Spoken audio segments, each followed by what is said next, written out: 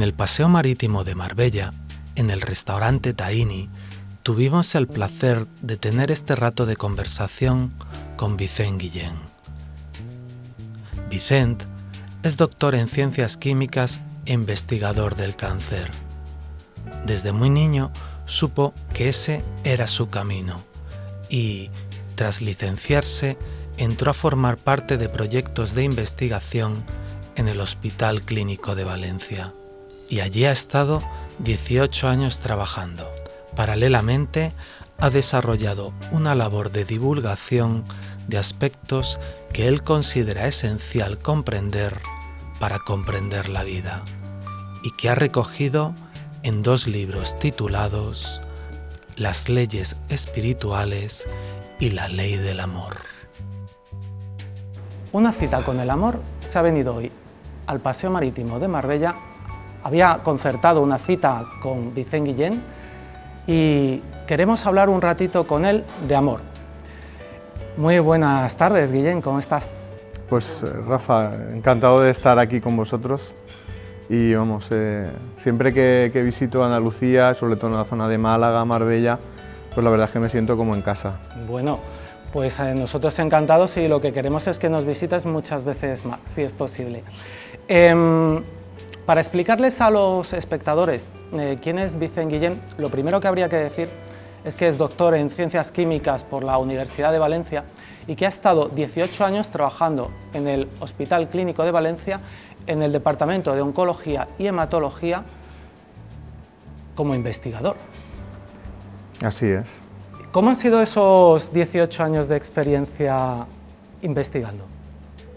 Pues para mí ha sido un sueño hecho realidad, ¿no? Porque yo de pequeño pues mi sueño era ser científico y además trabajar en investigación en genética del cáncer y pues afortunadamente pues en la vida he podido cumplir ese sueño. ¿Y cómo a un niño se le ocurre tan pronto o siente tan pronto un deseo tan claro de ser investigador?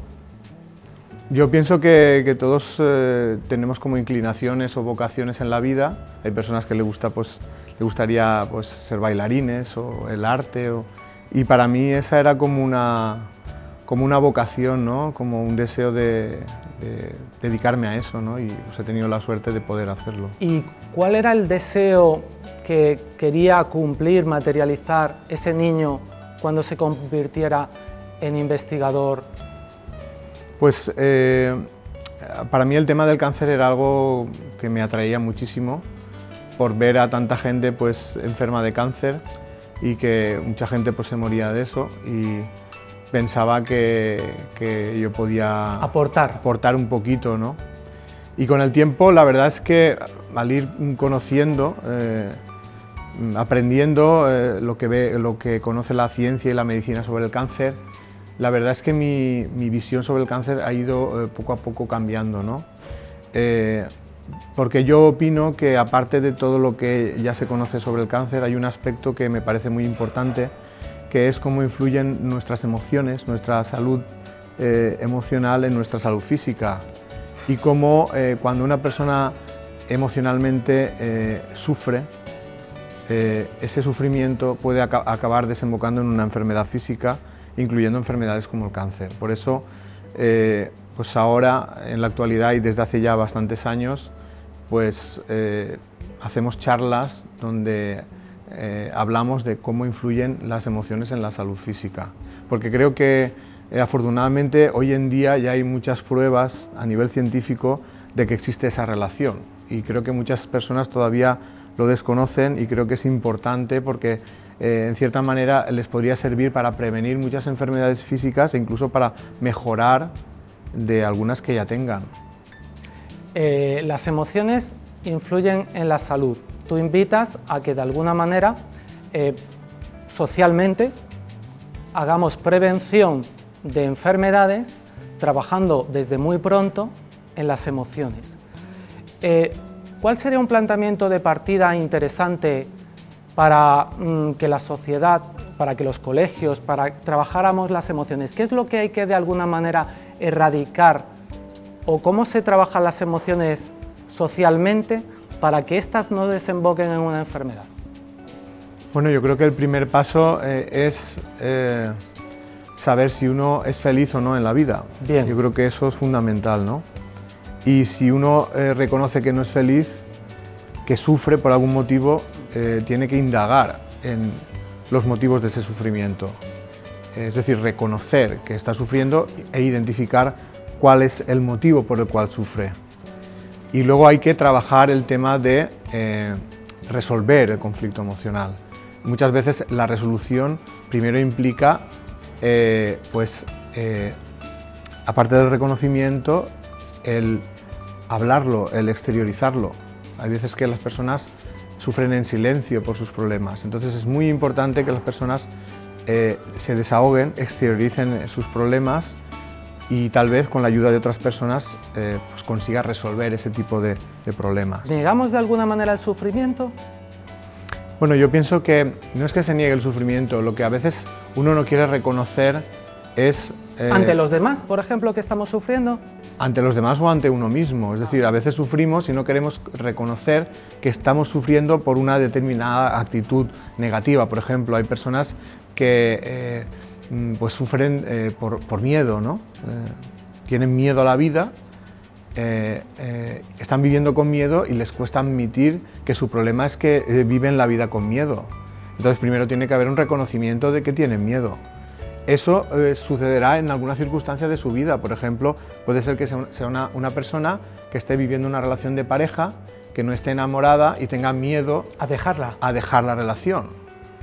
Entonces está sufriendo, sabe por qué sufre, pero no se atreve a dar ningún paso para dejar la relación. Entonces todo eso, si se acumula a lo largo del tiempo, esa persona sufre, padece de insomnio, y al final acaba enfermando físicamente como consecuencia de ese sufrimiento emocional. Pero fíjate, esa persona no se atreve, sabe que está sufriendo, su relación de pareja no le gusta, pero no se atreve a dar el paso y dejar la relación. Eso muchas veces ocurre porque socialmente la sociedad no se permite a los individuos y socialmente a que rompamos nuestras relaciones insatisfactorias.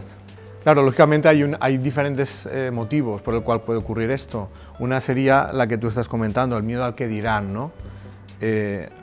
Primero el miedo a la reacción de la pareja, ¿no? ¿Lo va a entender o va a tomar represalias para continuar la relación? O la familia, las amistades, o puede tener miedo a qué va a pasar con los hijos, ¿no? En el caso de que haya hijos en la relación, o con la hipoteca, menudo marrón, si entre los dos no la podemos pagar, si me alejo de esta persona, ¿no? O sea, al miedo al desamparo, al miedo a la soledad. Entonces todos esos miedos hacen que las personas se queden como atrapadas en una situación de sufrimiento la cual no hacen nada para resolverla. Entonces si ese sufrimiento se acumula, pues puede acabar apareciendo o manifestándose también como una enfermedad física. Cuando Vicent empieza a contemplar que las emociones tienen influencia determinante sobre las enfermedades, ¿en qué otros autores, en qué otras personalidades va buscando la información que le empiece a dar a él, a Vicent, las claves de que esto es así? Bueno, antes de empezar yo a conocer el trabajo de por ejemplo, investigadores en este campo, lo primero que yo lo aprendo por experiencia propia. Es decir, ¿y qué tipos de experiencias tienes tú? En un momento determinado de mi vida yo estaba pasando por una serie de enfermedades físicas, no eran graves, pero eran dolorosos. Entonces, y con los tratamientos farmacológicos yo no veía que eso mejorara. Entonces alguien me dijo que había una persona en mi pueblo pues que pasaba energías, lo que ahora se conoce como el Reiki, y que lo hacía gratuitamente. Pues pensé que no tenía nada que perder. Que podía aportar un poco de bienestar. Primero a calmar esos dolores que yo tenía. Y yo, cuando ella ponía las manos, pues experimentaba un gran bienestar, y yo no soy persona que se sugestione fácilmente. Y ella es la primera que me dijo, todos estos problemas que tú tienes vienen de problemas emocionales, de conflictos psicológicos. Además me dijo qué conflictos eran, y eso a mí me impactó mucho, ¿no? Porque sin tú habérselo dicho, ella supo atinar exactamente donde tú sentías que estaban.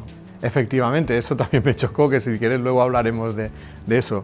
Pero la cuestión es que ella me dio unos consejos para resolver esos problemas y yo los puse en práctica. Y eso hizo que mi bienestar emocional aumentara, mejorara, y poco a poco las enfermedades físicas fueran mejorando también y se curaran. Entonces ese es el primer, a través de la experiencia propia, es la primera evidencia que yo tengo de que el malestar emocional genera problemas físicos. Y luego, pues buscando en internet, encontré el trabajo de diferentes autores, uno de ellos el Dr. Hammer, un médico alemán que además estuvo viviendo mucho tiempo por esta zona, en Alhaurín el Grande, lamentablemente muy perseguido. ¿Por qué? Pues porque lo que él estaba diciendo chocaba mucho con ¿En aquel momento molestaba lo que estaba diciendo el señor Hammer? Yo pienso que se juntó que lo que él decía era como una revolución muy fuerte en el área de la medicina. Además, él también era muy contrario a los tratamientos de quimioterapia, y esto hizo pues que algunas personas pues fueran detrás de él, ¿no?, con juicios y tal para desprestigiarle, para evitar que lo que él comentaba se extendiera, ¿no? Pero con el tiempo, después de ya largos años, por investigadores que no tienen nada que ver con el Dr. Hammer, la verdad es que las evidencias científicas, las pruebas que demuestran que nuestros problemas psicológicos influyen en nuestra salud física son tan grandes que ahora yo creo que ya no hay ninguna duda, ¿no? Digamos que falta engranar todas las piezas perfectamente, pero ya se conoce mucho más. Y en las charlas que vamos haciendo sobre el origen emocional de la enfermedad, pues intentamos pues, mostrar cuál es el resultado de unir todas esas contribuciones de tantos investigadores. Y digamos que el mensaje general es que nuestra salud comienza por la salud emocional, que debemos cuidar nuestra salud emocional porque de esta depende directamente nuestra salud física. ¿Y cómo se debe plantear una sociedad en la que empieza a calar ese discurso de que las emociones influyen de forma determinante en la enfermedad? ¿Cómo se debe plantear esa sociedad? ¿Sanar o crear un caldo de cultivo en el que las emociones sean sanas? Bueno, yo pienso que antes que la sociedad tiene que ser también un trabajo individual. Individual. Es decir, que cada persona vive unas situaciones en su vida, unas les repercutirán en beneficio de su bienestar, de su felicidad, y otras le repercutirán negativamente. Entonces uno tiene que identificar cuáles son las situaciones que le generan sufrimiento. A veces no es la situación en sí, sino cómo uno la lleva. Es decir, que también hay veces que tenemos actitudes propias en nuestra personalidad negativas, que si las modificamos podemos empezar a sufrir menos o a ver las cosas de otra manera más positiva. Es decir, que tiene que haber un trabajo primero personal. Y yo creo que cuando uno hace ese trabajo es capaz de poder transmitir a los demás lo que a él le ha ido bien. Es decir, en realidad es como predicar con el ejemplo. Si una persona que te veía antes a ti mal, ahora te ve que has mejorado y que eres más feliz, seguramente te preguntará ¿qué has hecho para estar tan bien ahora? Y entonces uno transmite a los demás lo que ha vivido, y entonces esa transmisión de ejemplos de vida hace que poco a poco eso que era como un grano de arena en un mar vaya siendo más conocido. Luego uno lo puede aplicar también en su entorno, en la familia, con los hijos, empezar a ayudar a sus hijos a nivel emocional, a preocuparse más de esa parte y no tanto del bienestar material, que también es importante, pero no es lo único. Y también a nivel social, pues dentro de las escuelas yo creo que ya se está empezando a valorar más la parte emocional. Ya no es tan importante la adquisición de conocimientos, digamos, de desarrollo de la inteligencia pura y dura. O de la memoria. O de la memoria, y ya se trabaja más los aspectos de la personalidad, de la búsqueda de la felicidad, de cuidar la parte emocional de los niños, y yo creo que... De las relaciones incluso entre los unos y los otros, efectivamente, ¿no? Sabemos que hay muchos problemas de acoso escolar. Yo creo que eso no es que sea de ahora, eso está de hace muy antiguo, y ahora, afortunadamente, ya estamos dándole el valor que tiene, es decir, que reconocemos que es un problema, que hay muchos niños, adolescentes que sufren por este tema y que es importante resolverlo. Y entonces yo creo que ahora sí que hay una voluntad de hacer ese cambio. Yo pienso que, aparte de la voluntad, hace falta también conocer cómo se puede hacer eso, ¿no? Y yo creo que el principio es la vida de uno mismo, y luego pues el influir en las personas que tienes alrededor, no por convencerles de que hay que hacer eso, sino a través del ejemplo que tú das con tu cambio personal. ¿Cómo sientes que ha sido tu cambio, tu evolución personal a lo largo de los años? ¿Qué claves ha tenido? ¿Qué momentos? Ha debido de haber momentos en los que tú has entendido según qué cosas que han dicho. Dios mío, tú habrás dicho a ti mismo, Dios mío, Vicent, ¿cómo no te habías dado cuenta? Ahora lo veo todo más claro, me parece increíble que no lo haya visto hasta este momento, pero ahora por fin lo entiendo. ¿Te resuena este momento? ¿Tú has sentido esto en algún momento o algo parecido? Yo lo he vivido en diferentes momentos de mi vida, pero sí que es cierto que el fundamental es este que te comenté al principio, ¿no?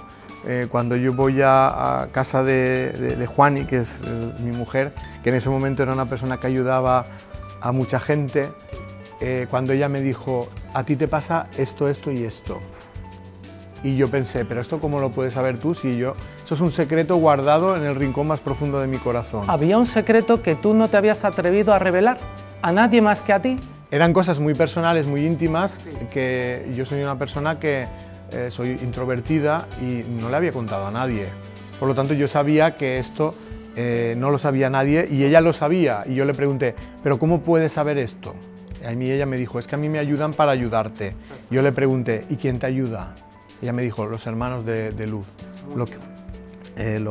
sus guías espirituales. Seres de luz, guías espirituales que ella tiene. Y entonces, claro, yo a través de esos diálogos que tenía con Cuando ella te plantea que escuchas por primera vez que ella te dice que son guías espirituales lo que le ayudan a conocer tu interior, tú que tienes una mentalidad a lo mejor de científico, ¿qué dices? ¿O qué piensas? Bueno, inicialmente me quedo un poco en shock, ¿no? Es decir, te quedas como, ¿será verdad? Pero el hecho de que él lo hubiera definido tan claramente te hace pensar, pues si no es eso, ya me dirás cómo lo has sabido. O sea, digamos que se quedó como una especie de duda razonable, ¿no? Y entonces yo, de todas maneras, como lo que ella me decía me resultaba muy lógico y razonable, empecé a poner cosas en práctica y pues yo quedaba mucho con ella para hablar de esa parte de las emociones y también sobre el sentido de la vida, ¿no? De dónde venimos, a dónde vamos, cuál es el sentido de la vida. ¿Y ella te daba respuestas acerca del sentido de la vida? Sí. Ella me iba pues comentando pues que aquí estamos de paso, que venimos a aprender a amar y que venimos muchas veces, tantas como necesitemos. Es decir, que ¿Y a un existe la reencarnación. investigador del Hospital Clínico de Valencia eso cómo le sonaba? ¿Le empezó a abrir, ¿Se le empezó a abrir la mente de alguna manera? Yo es que antes de eso yo ya estaba haciendo mi búsqueda personal. Yo empecé pues, a leer libros de Raymond Moody, que es un científico norteamericano, psiquiatra y filósofo que ha escrito libros sobre experiencias cercanas a la muerte. Y otros, por ejemplo, Helen Wambach, una psicóloga que utilizaba la hipnosis regresiva y hablaba de personas que a través de hipnosis habían recordado otras vidas. Es decir, que lo que ella me estaba contando no me era totalmente nuevo. Y además, las fuentes que yo tenía eran también de investigadores. Entonces, eso lo que hizo fue que mi interés por conocer estas evidencias aumentara y fui conociendo el trabajo de otros investigadores médicos sobre experiencias cercanas a la muerte, experiencias de recuerdos de otras vidas, y lo que ella me iba diciendo básicamente era el resumen de toda la información que estos investigadores, cada uno por su cuenta, habían dado parcialmente. Entonces fui aprendiendo muchísimo y en un momento determinado pues sentimos la necesidad de plasmar todo eso en un libro, que es Las leyes espirituales. Y en una segunda parte, La ley del amor. Las leyes espirituales es el título de tu primer libro. ¿En qué año lo publicas? En 2008. En 2008. Y dices que es el resultado de varios años de reflexión, ¿por llamarlo de alguna manera? No solo de reflexión, sino de vivencias y de puesta en práctica de todos esos conocimientos. ¿Y cómo describirías qué contiene para intentar despertar el interés de los espectadores por ese libro, que a mí me consta que alguno ya lo habrá leído, pero para los que no, ¿qué piensas que explica ese libro de alguna manera? Es un libro que intenta profundizar en las preguntas existenciales del ser humano. ¿De dónde venimos? ¿A dónde vamos? ¿Cuál es el sentido de la vida? Pero no desde una perspectiva ni religiosa ni científico-materialista, sino de una perspectiva primero personal, porque son, digamos, mis experiencias, y luego desde un punto de vista donde se conjuga la espiritualidad con la razón. Es decir, no se trata de creer porque yo lo digo, sino creer a través de las evidencias. Entonces es un libro que está formulado en forma de preguntas y respuestas. Todas mis preguntas sobre el sentido de la vida están ahí plasmadas y también hay una respuesta. Y muchas de esas preguntas seguro que se las han hecho miles o millones de personas en todo el mundo. Efectivamente, de hecho uno de los comentarios o de los correos que me llegan más habitualmente es: todo esto que tú pones en el libro, yo en cierta manera ya lo intuía. Y esto me ha servido para reafirmarlo. Y gracias a esto me he dado cuenta que no soy un bicho raro y que hay muchas otras personas que también les ha pasado lo mismo. Y al saber que en realidad la mayoría de personas vivimos las cosas de esta manera, ha servido para perder el miedo a contarlo a los demás. O sea, lo que yo digo, salir del armario espiritual. Porque si nos reunimos en una casa o una cena de amigos, varias personas, y lo que empiezan a decir en un extremo de la mesa, lo empiezo a escuchar yo y digo, a ver, callaros por favor porque quiero escuchar esa conversación porque es que me está llegando, porque eso que está diciendo, y eso ocurre muchas veces con los libros, ¿no? Lo que pasa es que los libros llegan a todos los hogares, que abren las puertas a los libros, y uno lee, fíjate, hay una película y una frase que a mí me marcó de una película de Richard Attenborough que se llama Tierras de Penumbra, que dice: leemos para saber que no estamos solos.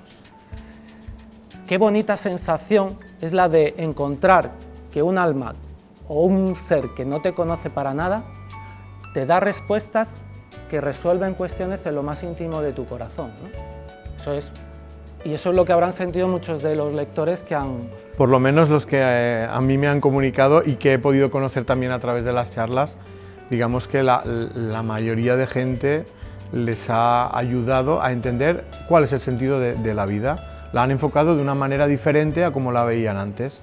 Les ha dado esperanza, ¿no? Esperanza de que... Y comprensión. Y comprensión, correcto, porque la esperanza se fundamenta también en la comprensión, porque es muy difícil tener esperanza cuando no entiendes lo que ocurre en el mundo. Porque suceden las cosas. Exacto. En ese libro de las leyes espirituales hay un capítulo muy amplio dedicado a la ley del amor.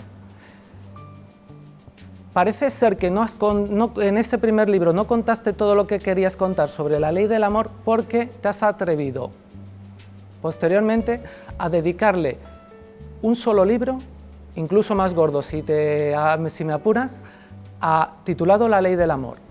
La ley del amor tiene muchos matices que hay que explicar.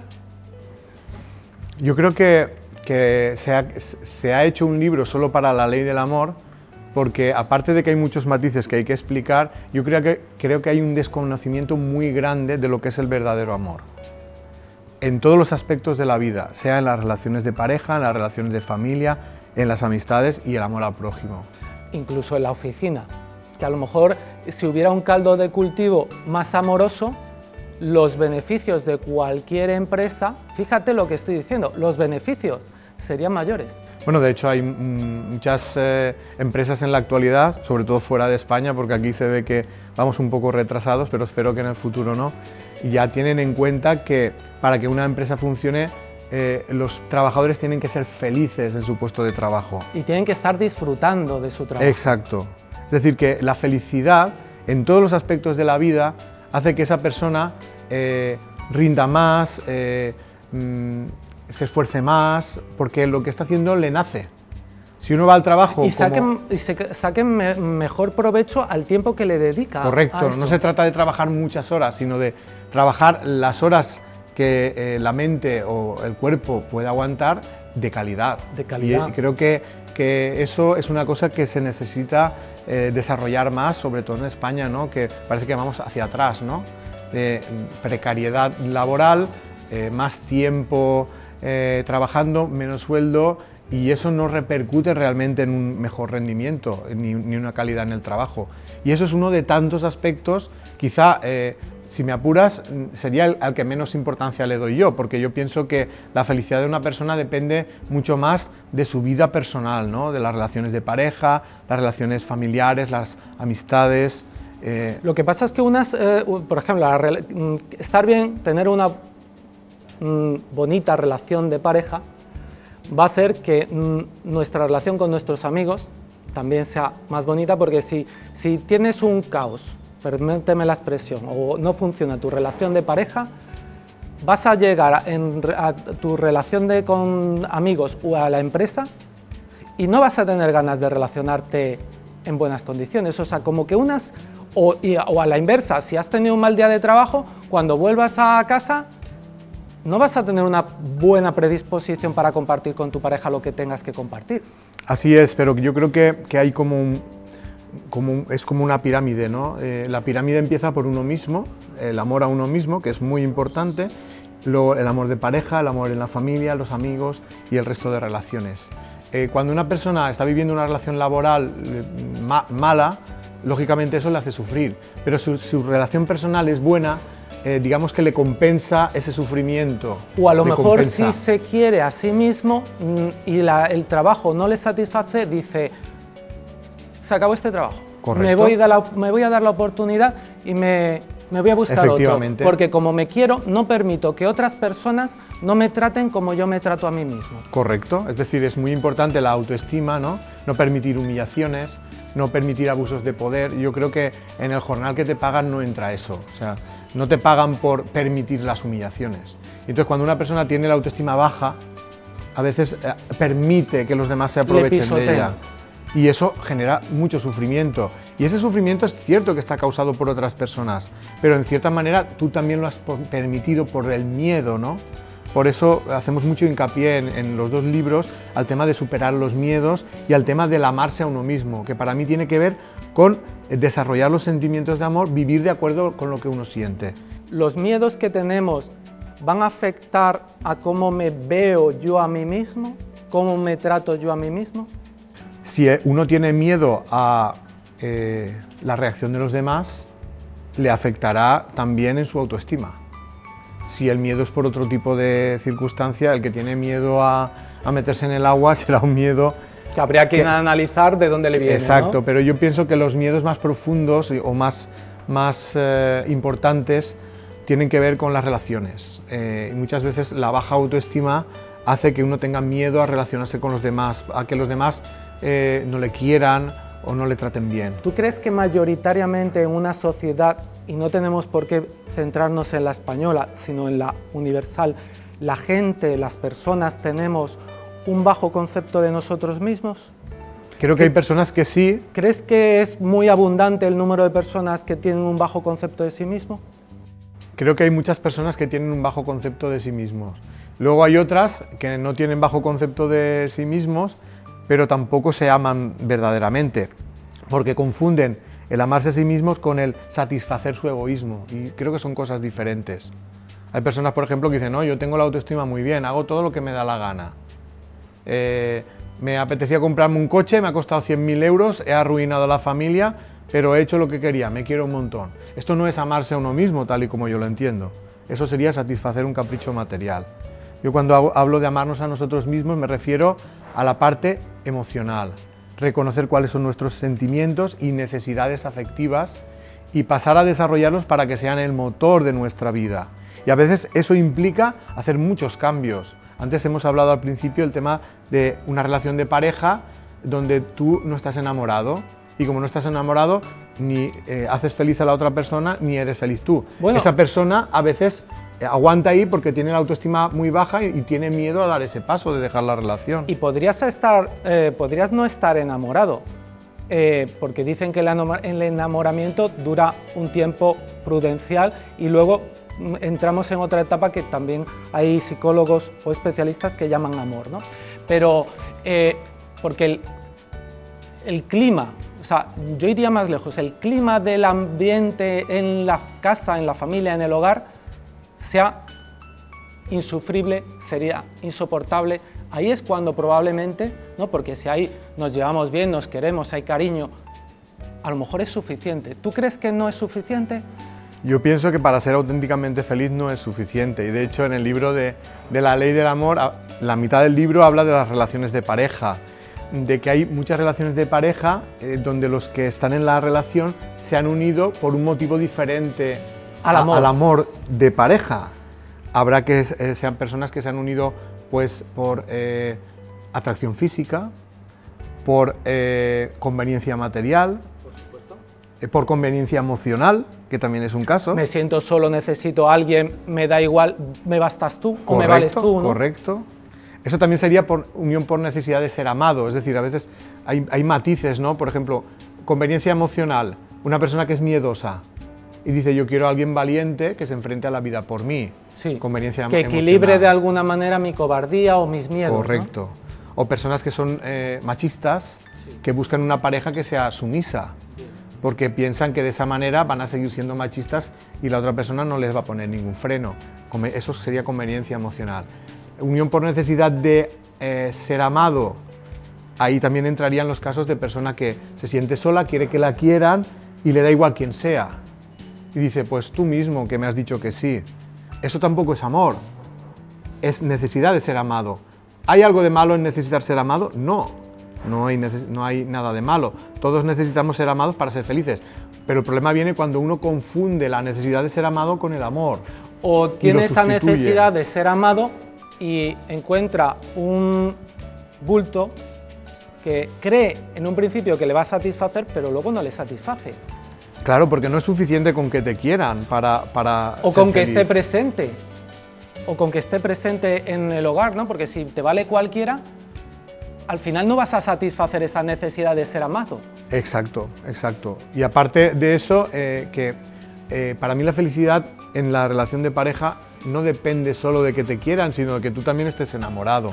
Hay muchos casos que yo he tenido la oportunidad de conocer de personas que me han dicho no, sí, a mí mi pareja es muy buena persona, me quiere un montón, pero es que yo no estoy enamorado de ella y como no estoy enamorado, soy desgraciada. Y entonces eso es un reflejo de que realmente no es suficiente con que te quieran para ser feliz, tiene que ser una correspondencia de sentimientos. Hay veces que el problema es que se confunde el tipo de sentimiento. Quiero decir que tú a lo mejor quieres a tu pareja, pero como a un hermano o como un amigo, no como a tu pareja.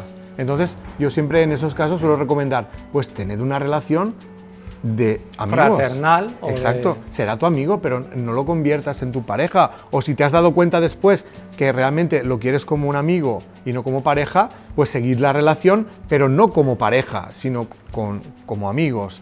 Y cada uno que busque su pareja. Lo que ocurre es que yo creo que le pasa a mucha gente, ¿no? Encontrar una persona que te corresponda al nivel que tú la amas no es fácil, porque si no, no caeríamos en todos esos sucedáneos que has enumerado.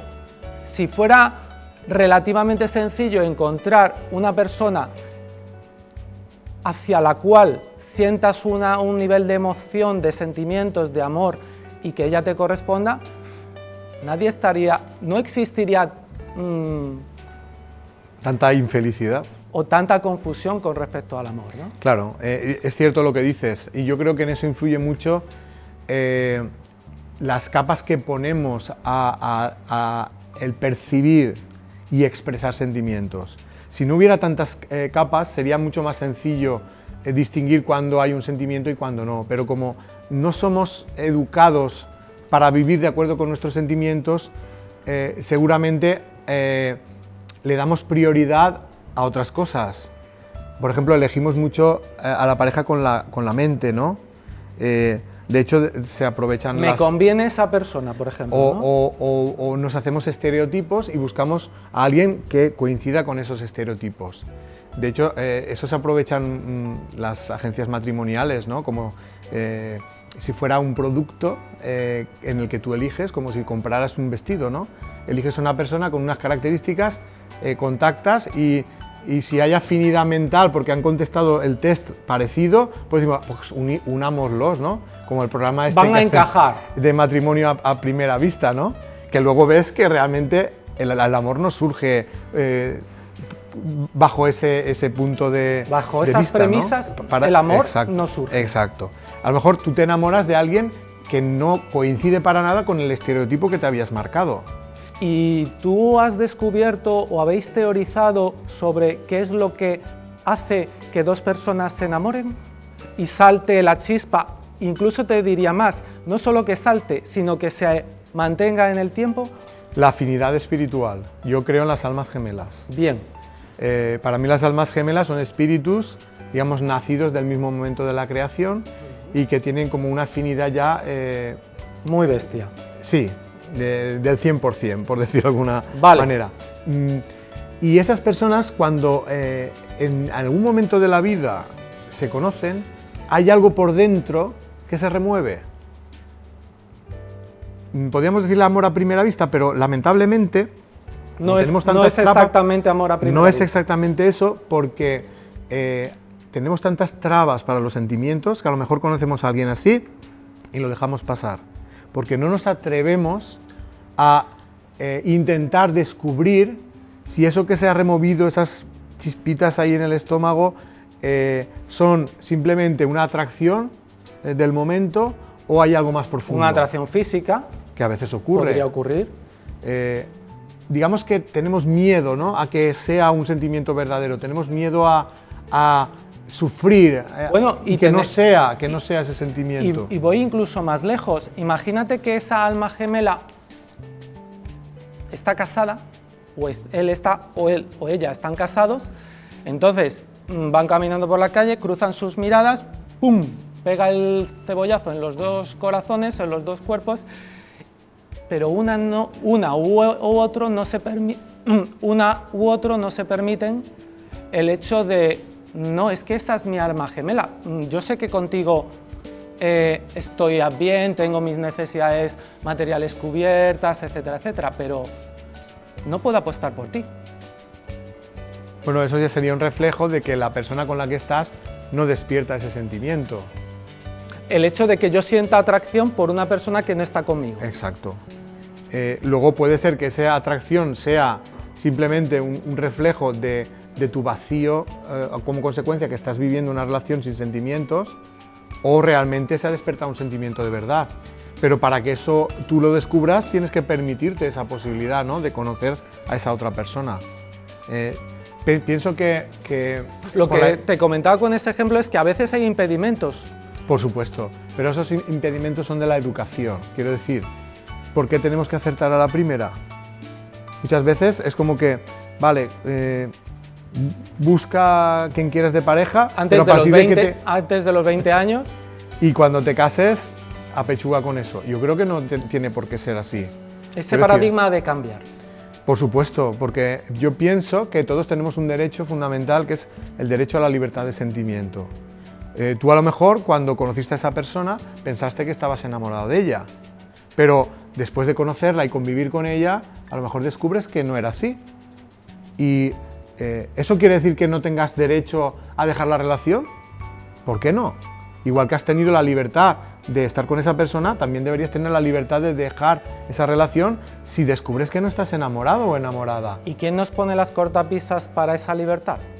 Yo creo que la educación y el egoísmo. El egoísmo. En tu libro buceas al menos en el de las leyes espirituales, buceas en la idea del egoísmo. ¿Tú nos podrías transmitir aquí y ahora en la idea que tú tienes sobre el egoísmo? Para mí el egoísmo...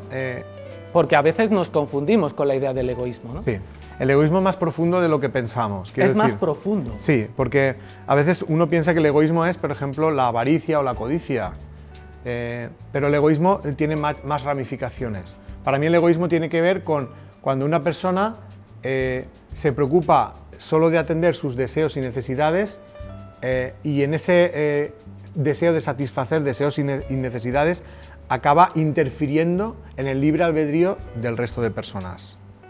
O sea, yo creo que cada persona tiene su libre albedrío y mientras una persona toma decisiones para vivir de acuerdo con su libre albedrío, aunque sea una actitud que puede ser materialista, se puede considerar que no está haciendo daño a nadie. Pero en el momento en que para tú satisfacer lo tuyo estás invadiendo la libertad de otra persona, ya estás actuando egoístamente. ¿Y podrías poner algún ejemplo que evidenciase eso? Porque yo te voy a poner un ejemplo y entiendo que me vas a decir que no ese es el caso. Pero, por ejemplo, imaginemos una pareja que tiene hijos.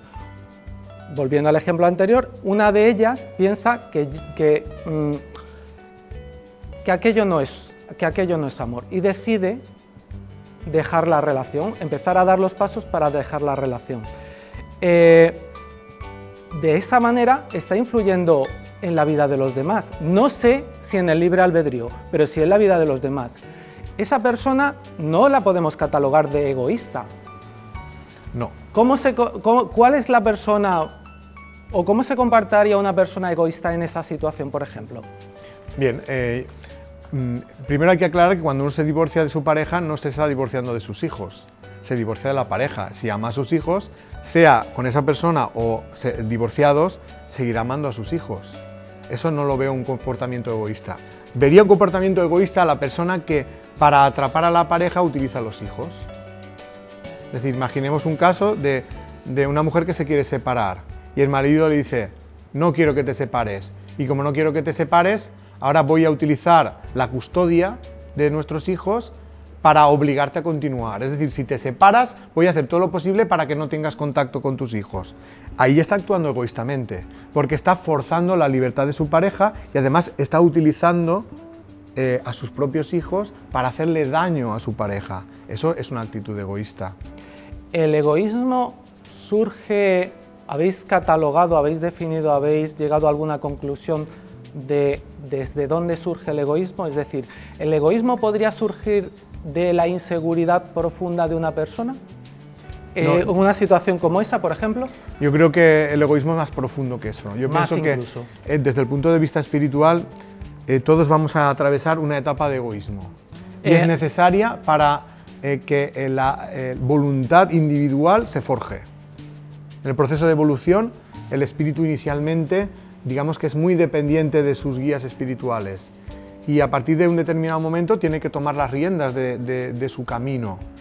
Para que eso ocurra, tiene que haber una etapa egoísta, pero lo que tiene que ocurrir en el proceso es que el egoísmo vaya disminuyendo y manteniéndose esa individualización que ha conseguido el espíritu.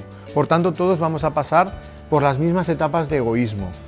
Lo que pasa es que... ¿En unos casos serán más largas y en otros más cortas? Dependiendo de lo que uno quiera avanzar, de lo rápido que quiera avanzar y la voluntad que ponga en ello. Claro, aquí estamos hablando no solo de una vida, estamos hablando de muchísimas vidas, en cada una de ellas afrontando la eliminación de un aspecto del egoísmo. Podemos decir que el egoísmo se parece a una cebolla.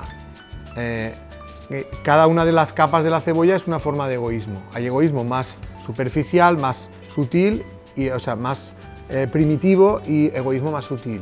A medida que vas quitando las capas de fuera, que son las de egoísmo más primitivo, más primario, van apareciendo otras formas más sutiles. El trabajo del espíritu en todo ese proceso es ir quitando capas y en cada una de esas capas es una manifestación del egoísmo diferente.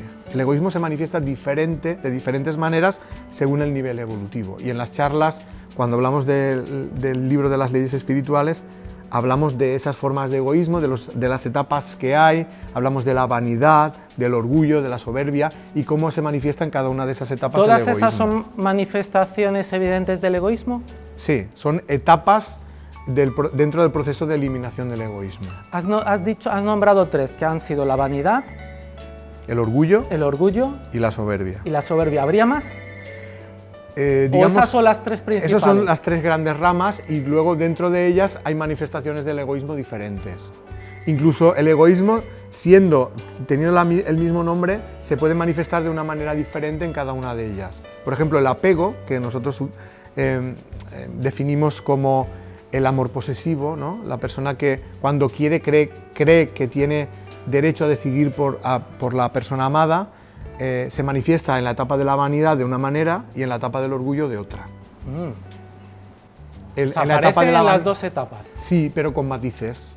En la etapa de la vanidad es un tipo de amor muy posesivo, muy de querer ser el centro de atención y pedirle a la pareja atención en exclusiva. En la etapa del orgullo es más de tipo proteccionista. No quiero que a mis hijos les pase nada, sufro mucho por ellos. Digamos, ese pequeño matiz lo podríamos ver en cada una de esas etapas. Y reconocerse en esa descripción que habéis hecho es revelador, es wow, dice uno, fíjate dónde estoy yo. Sí, es verdad, las etapas estas también reconozco haberlas pasado, ¿no? Puede hacer un... Así es. Ya no es tan importante el reconocerse en qué etapas está uno, sino cómo se manifiesta el egoísmo en cada uno de nosotros. Y detectarlo como egoísmo, es decir, anda, esto que yo no sabía que era egoísmo, resulta que... Correcto. Por ejemplo, el miedo, que normalmente nadie reconocería como una actitud egoísta, es egoísmo. ¿El miedo también es egoísmo? Sí, porque en cierta manera cuando una persona... ¿O el egoísmo es miedo? No, el miedo es una manifestación más del egoísmo. Por ejemplo, tú podrás decir, ya, pero una persona que tiene miedo, ¿qué daño hace a otras personas? Bueno, primero se está haciendo daño a sí misma, porque a veces por el miedo no toma decisiones que le gustaría tener. Y a veces deja de tomar decisiones que repercuten en otras personas. Por ejemplo, la mujer que tiene miedo al marido y permite, por ejemplo, que trate mal a sus hijos. Pues a lo mejor, por ese miedo,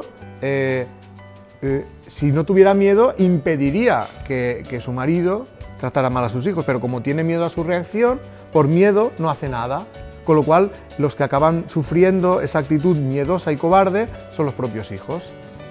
En esa situación, ¿cómo combatiría esa persona sus miedos? Primero reconociendo que los tiene y luego siendo valiente y actuando de acuerdo con lo que le dice su conciencia y su corazón. Si ella ama a sus hijos, dirá, yo no quiero que a mis hijos los trate nadie mal. Se atreverá a plantarle cara a esa pareja agresiva y le dirá, esto no lo permito que lo hagas. Tú no vas a hacer daño a mis hijos, ni te voy a permitir ninguna humillación ni a mis hijos ni hacia mí. Esa es la actitud para vencer el miedo, la valentía cuando uno se siente agredido. La valentía de vivir de acuerdo con lo que uno siente, de acuerdo con su conciencia. La valentía de vivir lo que uno siente de acuerdo con su conciencia. Llegar hasta ahí os ha implicado cierto camino, entiendo, y a lo mejor no lo habéis realizado solo en esta vida. Por cierto, vayamos al concepto de vidas pasadas, de muchas vidas que tú afirmas creer y que de alguna manera la sociedad o personas dentro de la sociedad cada día van resonando más con ella, con esa idea. Cuando hemos sido educados en una sociedad que ha sido educada como nuestra sociedad en unas ideas católicas en las que solo concebía una vida con principio y final, ¿cómo planteas tú que la sociedad va a ir asimilando progresivamente esa idea de que no solo hay una vida es una vida, pero antes ha habido otras y después habrá más?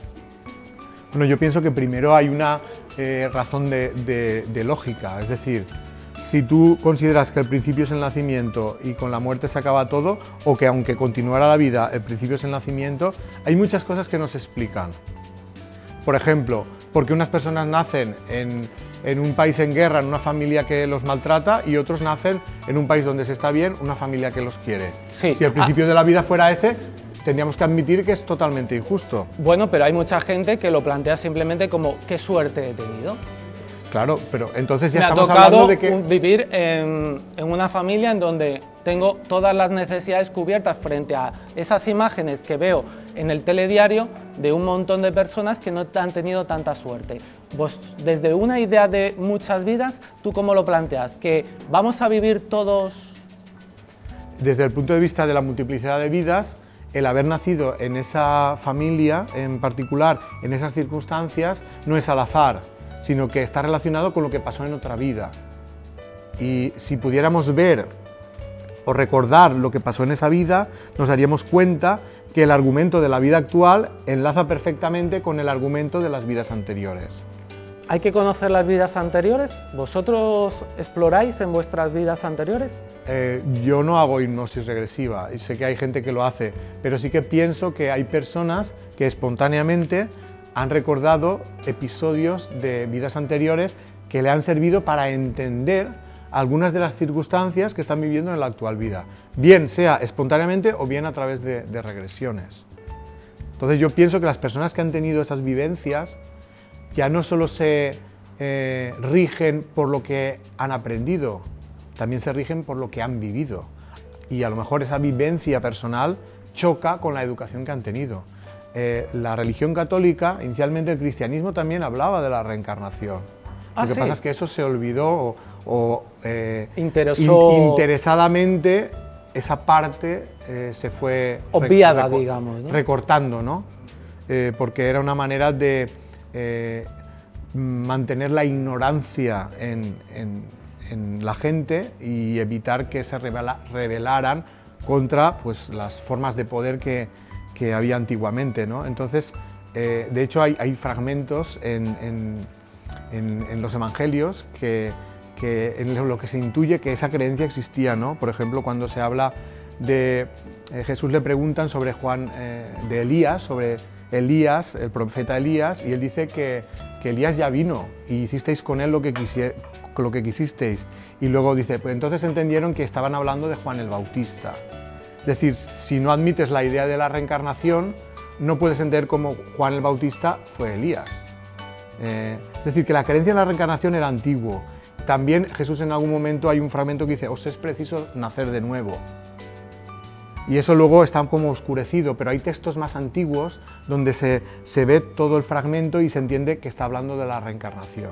Es decir, que la idea de la reencarnación no es nada nuevo. Aparte de que está en las religiones orientales. Incluso más antiguas que la nuestra. En el hinduismo, el budismo.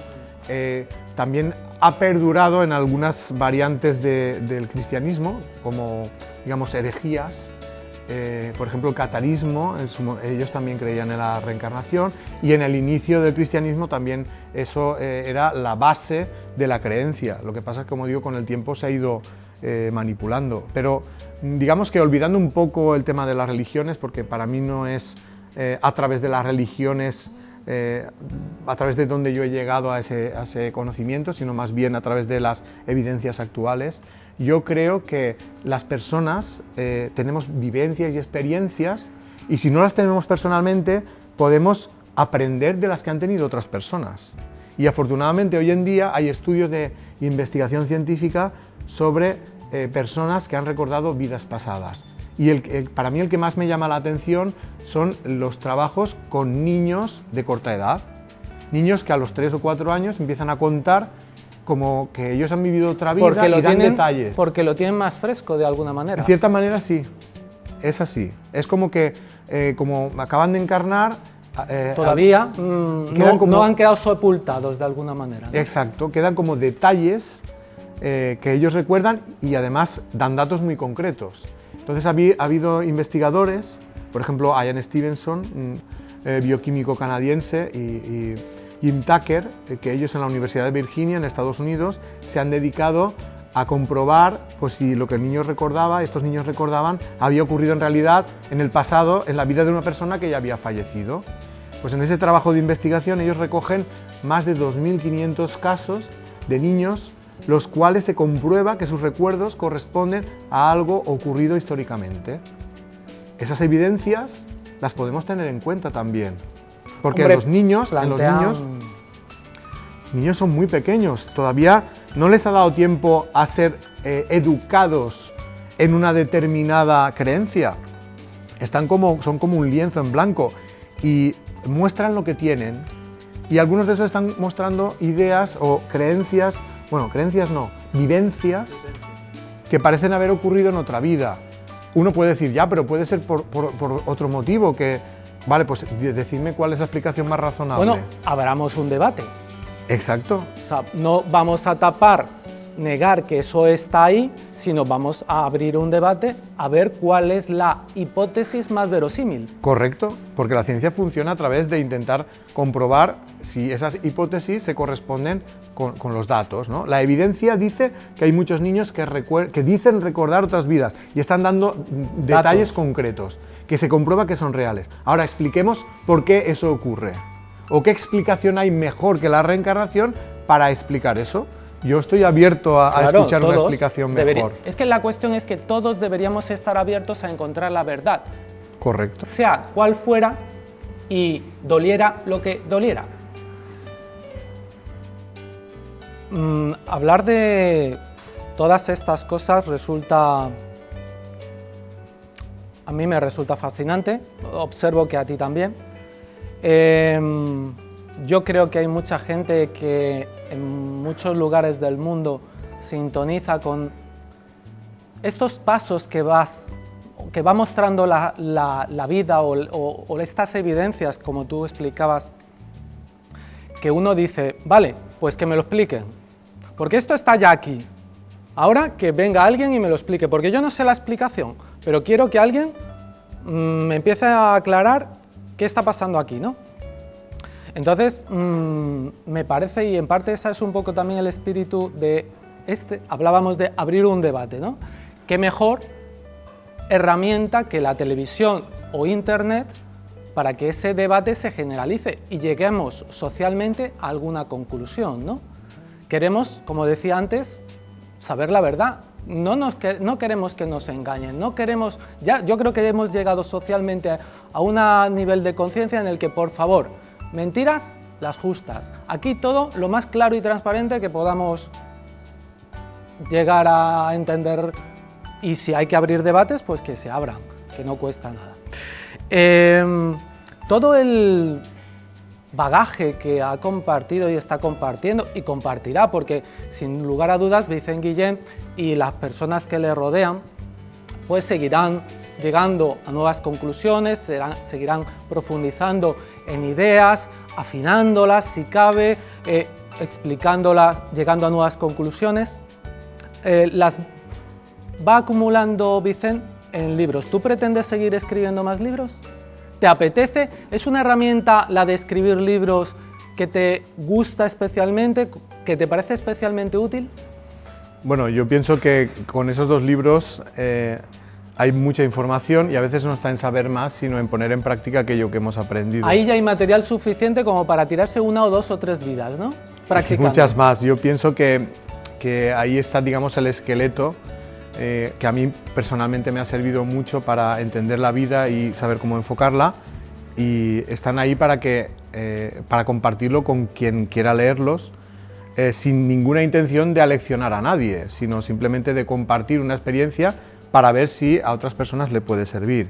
Yo creo que hay una forma muy fácil de acceder al contenido de esos libros, que es entrar en Google y poner las leyes espirituales, y eso, la primera dirección que va a salir es la del blog, de mi blog, y donde van a poder descargar tanto las leyes espirituales como la ley del amor de forma gratuita. Muy bien.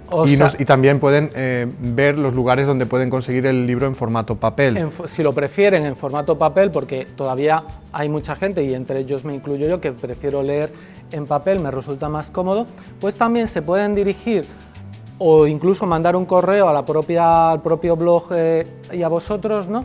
Y solicitarlo por un precio que implicaría simplemente la impresión en papel o ni siquiera los gastos de envío, a lo mejor, ¿no? Sí, los gastos de envío O los también. gastos de envío es lo que se cobra. Te lo digo porque yo el libro que tengo... La impresión de papel vale 2 euros, más los gastos de envío, que eso depende del número de volúmenes. Ah, claro. Y también saber que en el blog están puestos los distribuidores en toda España de los libros. Ellos lo hacen de forma totalmente altruista, es decir, nadie gana nada de esto, porque ellos lo siguen distribuyendo a 2 euros. Entonces yo pienso que y puede ser, por ejemplo, un herbolario. Sí, hay diferentes colaboradores, hay veces que son herbolarios.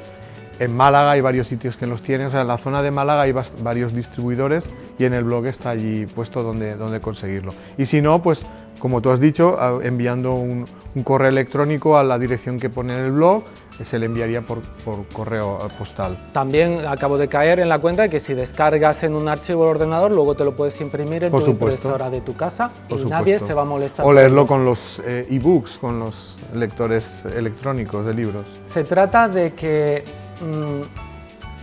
ese puñado de ideas que habéis explicado, sobre las que habéis reflexionado en los libros, que os parecen de una importancia vital para que reconsideremos la posición en la que individualmente cada uno está y diga a uno, caray, ¿qué razón tiene Vicent cuando plantea estas cosas?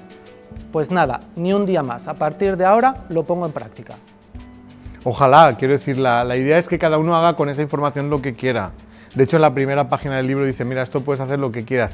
Si quieres lo tiras a la basura, pero claro, plantéatelo que a lo mejor te puede ayudar en tu vida. Es solo date una oportunidad, léelo, si no resuena contigo, si te parece una solemne tontería, lo regalas, lo tiras o tal, como cualquier otro libro que ha llegado a nuestra vida, porque cada cual tiene su autor favorito y por mucho que otros te recomienden, la experiencia lectora, por decirlo de alguna manera, es una experiencia personal e intransferible, quizá como la propia vida, ¿no? Por supuesto.